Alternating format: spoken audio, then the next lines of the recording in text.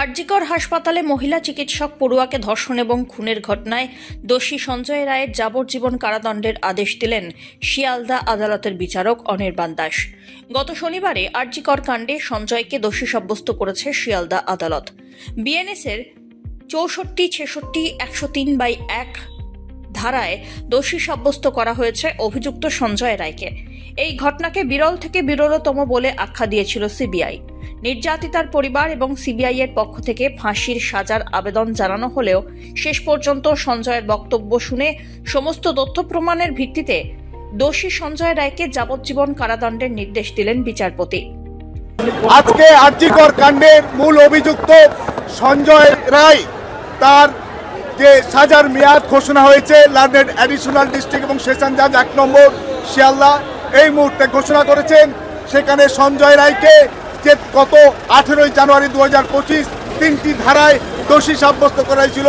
BNS এর যে 64 ধারায় তার যাবজ্জীবন হয়েছে, 66 নম্বর ধারায় তাকে আমৃত্যু কারাবাসের নির্দেশ দিয়েছে এবং 103-এর খুন অর্থাৎ মার্ডারের জন্য তাকে যাবজ্জীবন এবং 3টে সেকশনেই ফাইনও করেছেন এবং অনাদায়ে আরও জেলের জেলের প্রভিশন রেখেছেন এবং আদালতেও জানিয়েছেন যে সিবিআই এর পক্ষ থেকে এবং ভিকটিমের পরিবারের পক্ষ থেকে তাকে ফাঁসির সাজা বা ফাঁসির দাবি জানানো হয়েছিল।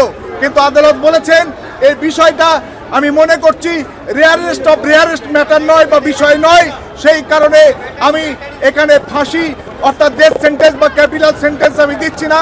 আমি আমৃত্যু কারাবাস 66 নম্বর ধারায় বিএনএস এর এবং 64 এবং 103-এর 1 ধারায় সেখানে যাবজ্জীবন কারাবাসের নির্দেশ দিয়েছেন এবং স্টেটকে নির্দেশ দিয়েছে ভিকটিমের পরিবারকে 10 লক্ষ এবং 7 লক্ষ মোট 17 লক্ষ টাকা ক্ষতিপূরণ দেওয়ার জন্য।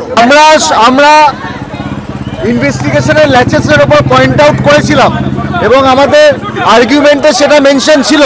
আমাদের রিটেন সেট অফ আর্গুমেন্টে সেই ল্যাচেসের কথা বলেছি। যখন আমরা ভার্বাল সাবমিশন করেছিলাম সেখানেও ল্যাচেসের কথা বলেছি।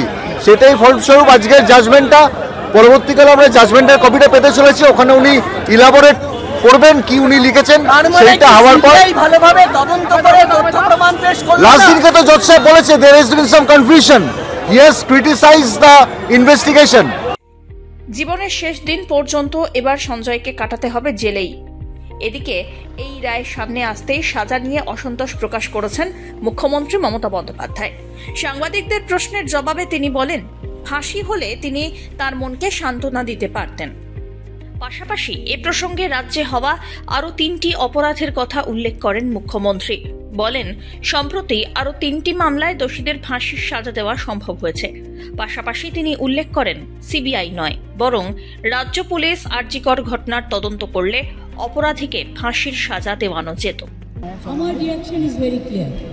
আমরা প্রথম দিন থেকেই ফাঁসির দাবি করে এসেছিলাম এবং আজকেও আমরা সেই দাবিতে অটুট আছি।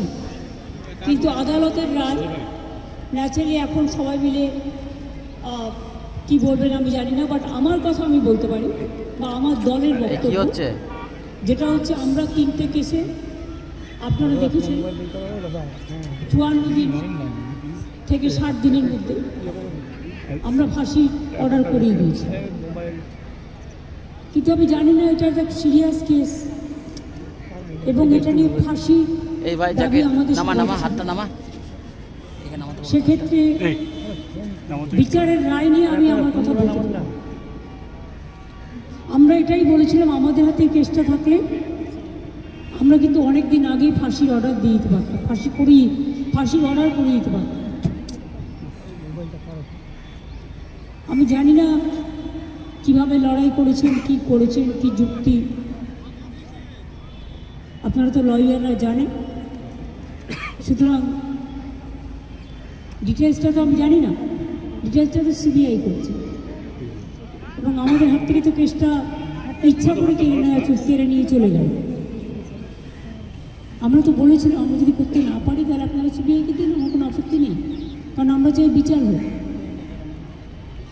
এই নরক বিচারদের চরমতম শাস্তি হওয়া উচিত।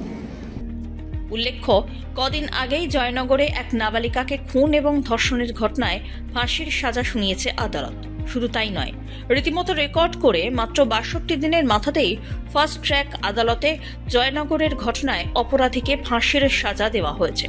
তবে আরজি করের ঘটনায় শুধুমাত্র সঞ্জয় রায়ের সাজাই নয়, বরং একাধিক বিষয় নিয়ে উঠে যাচ্ছে বড়সড় প্রশ্নচিহ্ন।